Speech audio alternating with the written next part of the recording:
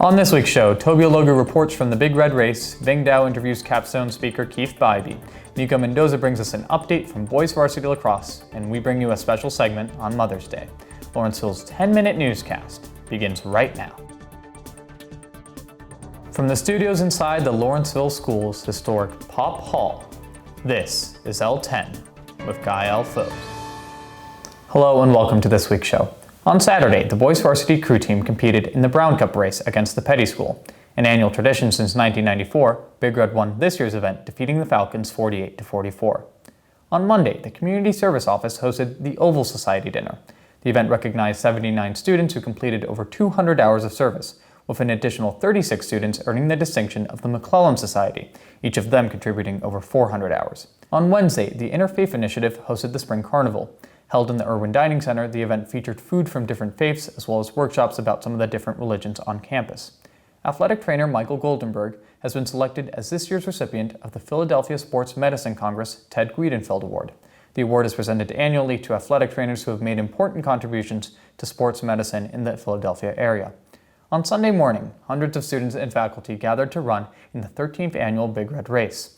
Our sports correspondent Toby Ilogu brings us a report from the event. Thanks, Ghael. I'm here in the Lville Fieldhouse at the conclusion of the 13th annual Big Red Race. I had the opportunity to speak with the coordinators of the event, Holly Brooksbecker and Jeff Dorso-Finley. I also was able to catch Robert Ink, the first Lawrenceville student to cross the finish line. HBB, what was your favorite part of coordinating this event? Well, I love getting out on the race course first thing in the morning when the sun's coming up, and this morning it was a little rainy, so not so much this morning, but love that. Love the 3 and under racers with the kids with the biggest grins and their big medals. And then when the cannon goes off, there's this huge rush of energy that comes with this swarm of students and town residents and faculty all diving into this long run, just all in support of school camp. My reactions are similar. I love the little kids' races. I love the energy, the enthusiasm, the smiles, the little kids who run to mom or dad at the other end of the race and get their medal, and just the energy that comes with that. And then the other piece, honestly, is that we have families from in town who have come here year after year after year, having to run this race 10 times, some of which end up being Lawrenceville students. And just that continual connection between the school and Lawrence Township, I just think is fabulous. All right, so why choose to donate all of the money raised to school camp as opposed to other organizations? Well, we're huge fans of the school camp. We understand what it impacts that it makes in kids' lives, and we all have counselees, students that we work with in the house that love that experience. And given that all of the funding for the school camp comes from outside sources, it's just a way for us to be able to support the school camp, support the students who are school camp counselors, and keep this really incredible event going. So I understand that you've been doing this event for 13 years now. Have you experienced any hiccups? Do you have any fun race day stories? My favorite is the little boy about, 5 or 6 years ago who was 4 years old and told his dad that he would like to try to run the 5K. Dad was highly skeptical, but the little kid just kept on putting one foot in front of the other and ended up finishing the 5K. So we had a 4-year-old finisher, and in fact we had a 5-year-old finisher today. So when little kids get involved in big kid stuff and have a great experience, it's pretty cool. So Robert, how does it feel to be the first Lawrenceville student to cross the finish line, just this being your freshman year? It feels great. I'm very excited to have a great opening race for my career running the Big Red. It has been a very wet, though enjoyable day down here at the Big Red Race. In spite of the rain, a lot of runners came out and showed their spirit on the course. We'd like to thank everybody for supporting this event. This has been Toby Ilogu with L10 News. Thank you, Toby. On Monday, Syracuse University professor of political science Keith Bybee visited campus on the latest installation of this year's Capstone series. Our reporter Vinh had a chance to sit down with him.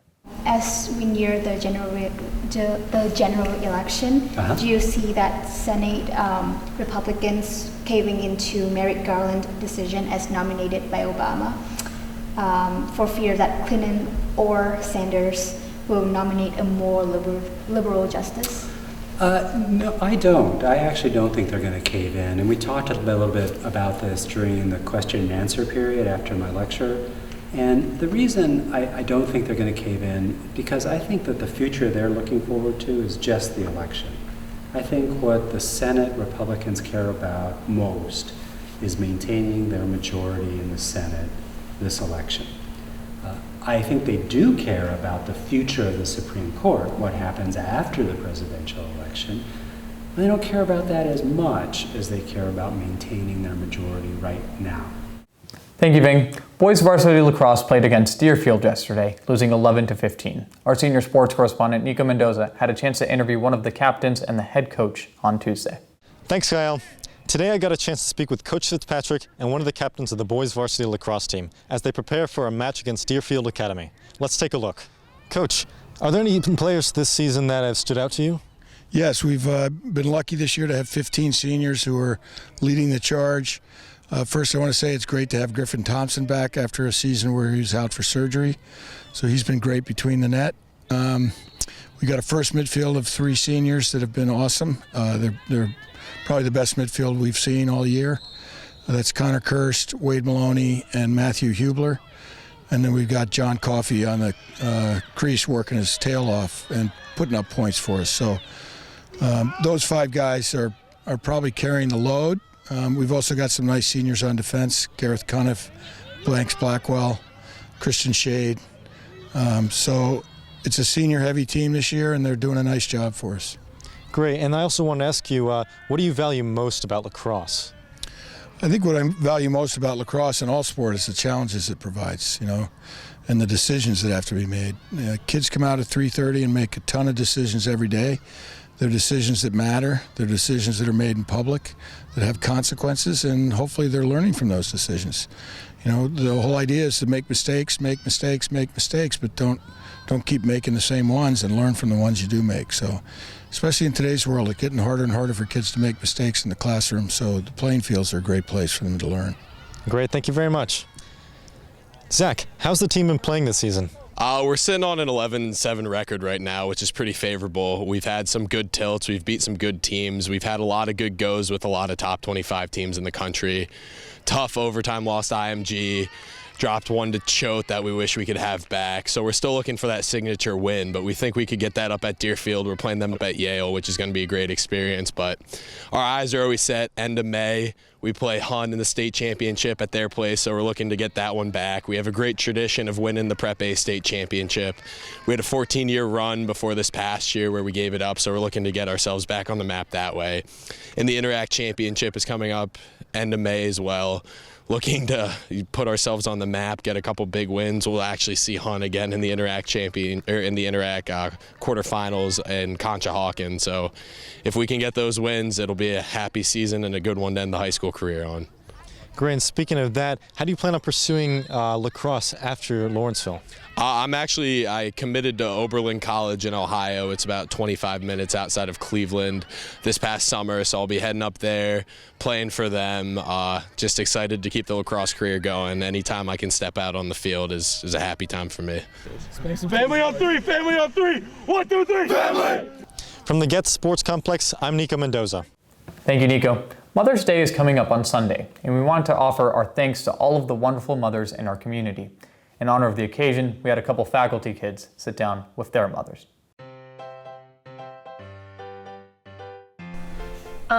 It's kind of like getting an interim every day because my mom's friends with all of my teachers, so they like to visit her and talk about me, and I get to hear about it. So interims aren't actually a big deal because I basically get them every day because she talks to them. To me, it's a blessing as a mom, as a parent, to be able to see her. Her sister graduated last year, and she's graduating this year, and my husband is no longer here, so I'll be all alone. But it's a blessing. I couldn't ask for anything else to be able to see her almost every day. Oh, well, that one's is an easy one for me, Chisom. Abby was born on Mother's Day.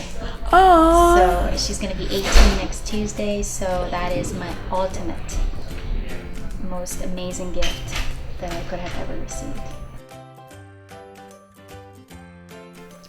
At first it was weird, when I started coming here as a freshman, it was a little weird, but I got used to it. I started to like it a little bit. Like, I don't think many kids it's nice to see your mom throughout the day. At first, it was a little weird, though, and a little embarrassing when kids didn't really know that Mrs. Chisom was my mom, or I didn't know that I was a faculty kid, but I like it now. I like it a lot now when I see her. Yeah, it's good. It's a pleasant surprise. Usually, I often kind of forget sometimes that they go here. Because Marina went here also. And I'm always pleasantly surprised when all of a sudden they'll say, "Hi, Mom," and I'm like, what just happened? Who's that? But and then I realize it's my son, my daughter. But no, it's nice. It's nice. I think I'm gonna have my best memory coming this Sunday. Yeah, this Sunday we're gonna go to the city and see my two older brothers and sisters who live in New York City, and we're gonna. Marina and Anna. Marina and Anna. 5 out of my 6 children will be joining me for brunch on Sunday, which is nice. That is our show for Thursday, May 5th, 2016. From all of us here at L10, thank you so much for watching. We'll see you right back here next week. Good night.